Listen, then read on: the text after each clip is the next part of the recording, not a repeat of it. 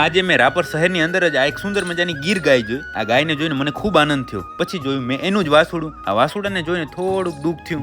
જય માતાજી મિત્રો. અત્યારે હતો હું પાંજરાપોર ને મારા હાથની અંદર હતું આ કલરનું ડબલું. આ કલરનું ડબલું સાથે રાખવાનું કારણ એક જ હતું કે અમારે કરવાનું હતું અત્યારે વેક્સિનેશન, તો કલરથી નિશાન કરવાના ભૂલાઈ ન જાય એટલા માટે. અત્યારે અહીં નિયમનું કામ ચાલુ હતું સવારમાં. અમારે અત્યારે વેક્સિનેશનનું કામ આ વાડાની અંદરથી ચાલુ કરવાનું હતું ને આ વાડાની અંદર પાડુડા અને વાસુડા જે એકદમ નબળા હોય એવા છે, પણ આપણે વેક્સિનેશન લંપી સ્કિન ડિસીઝનું કરવાનું છે અને એમાં ગાય વર્ગ જ આવે એટલે એને જ કરવાનું છે. અમે વેક્સિન આપવાનું ચાલુ કર્યું ત્યાં જ આ બધા જવા લાગે, કારણ કે નીચે કીચડ ઘણી બધી થઈ ગઈ હતી ને વેક્સિન અહીંયા અપાય એવું શક્ય હતું નહીં. પછી સંપૂર્ણ સ્ટાફ આવી ગયો તો બીજા વાડાની અંદર. આ વાડામાં લગભગ 40 વાસુડા હતા અને બધાને વેક્સિન કમ્પ્લીટ થઈ ગયું. હવે બપોર પછી વારો હતો આ ગૌશાળાના ધાવતિયાર વાસુડાનો, અને બપોર પછી આપણે વેક્સિન આપશું. અહીં બાજુમાં જ ગૌશાળા વિભાગની ગાય વિયાણી હતી તો એને ચેક કરી લીધી. હું પાંજરાપોરનું મારું બધું જ કામ ઓકે કરી આવી ગયો તો શણગારની દુકાને, કારણ કે પોપટિયા માટે એક કોટિયું બનાવવાનું છે, એના માટે સ્પેશિયલ સામાન મગાવ્યો તો એ આવી ગયો. તો સ્પેશિયલ સામાન લઈ હું પહોંચી ગયો આપણી ગૌશાળાએ. અત્યારે મહેમાન આવી ગયા હતા ઘણા બધા, તો બધા જ મહેમાનોને કર્યા જય માતાજી. ત્યારબાદ જોયો મેં પોપટિયાને, કારણ કે પોપટિયો સામે બાંધેલો જ હતો, તો પછી બધા મહેમાનોને બતાવ્યો પોપટિયો, રિવ્યુ લીધા બધાના. હું આપણી ગૌશાળાથી રાપર શહેરની અંદર જ આવી ગયો તો એ ગાયની દવા કરવા માટે. અને આ છે એ ગાય કે જેની મારે કરવાની હતી દવા. સૌ પ્રથમ તો તમે ગાયને ચેક કરો, એકદમ શુદ્ધ નસલની ગીર ગાય છે. આ ગાયનું રૂપ એવું છે કે એક જ નજરે કોઈ પણ માણસને ગમી જાય, ગાય પસંદ આવી જાય. અને હવે તમે ચેક કરો એ જ ગાયના વાસુડાને,